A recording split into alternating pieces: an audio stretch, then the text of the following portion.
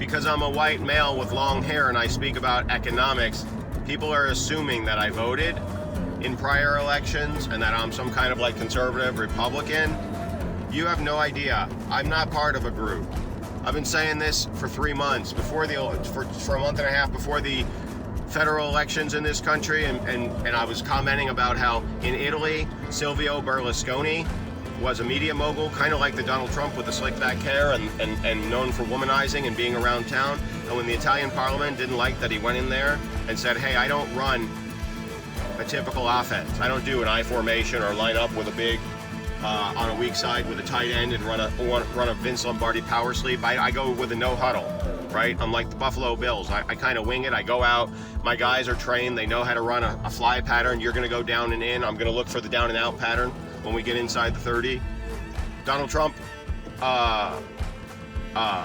people are assuming that I'm some kind of part of a group because of my skin tone, okay?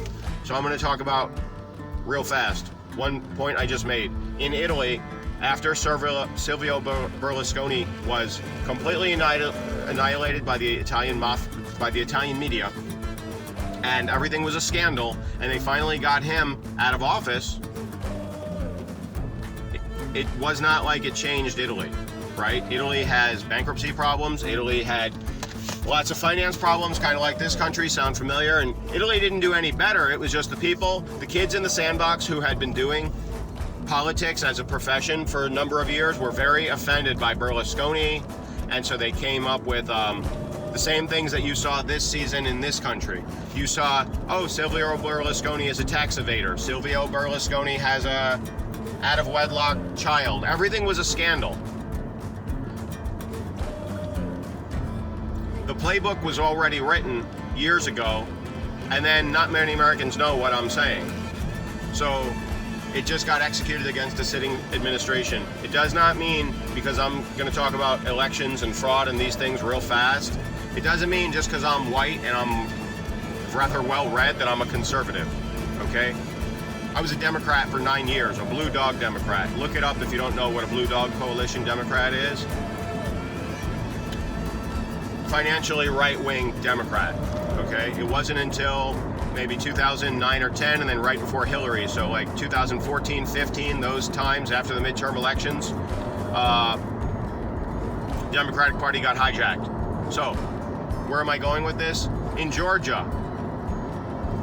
It doesn't matter really to me who votes what. This is what matters to me. This is why people get me hot all the time. This is political economy, but nobody wants to call it that. The only way to engage the masses of people, especially younger ones on the internet who have no degree in history, they're not interested in history, they don't know anything, they just want to be cool. They just want to sound like, oh my God, the world is so bad, but if we all hold hands and be together, we're all going to sing Kumbaya together. That's the only way to get people to come out, is to tell their friends. It's just like a nightclub. You have a nightclub. Ask anybody who's ever owned a nightclub or a restaurant. They'll be like, man, I have a problem. I got to get people to come. It's not profitable if people just show up and milk a beer all night. I got to sell dinners and drinks and higher ticket items, bottle service, to cover the rent in here. Well, it's the same thing in politics. And what you're going to see in 4 days, runoff-wise, is you have Stacey Abrams, who's just a fat bucktooth lady who's just angry, and she's doing all the... She and Warnock, like all these reverends, they're like doing the Coming to America, but in a serious... They're not doing like, one more time, Mr. Randy Watson. They're not doing it in a comic way. They're doing it in a dead serious way to get people of all different groups who identify with a group. White people, black people, Hispanic people, whatever, whoever is in their area, Georgia, to vote. They're trying to bait people. It's the same thing in economics. I want to fire and close a factory so basically I can keep the cash flow, the operating cash flow, and I can buy stocks with it and give my guys on the board with me a bonus. I don't want to come out and say this is a big manipulation of the stock price, so that's why you and all these lower level people are getting canned, because it doesn't work well for my balance sheet. So instead, everything is a PR job, and all I'm warning people, and I'm trying to ask them to be an economist, an amateur economist, and vote based on like, what are the policies of the people in the Senate?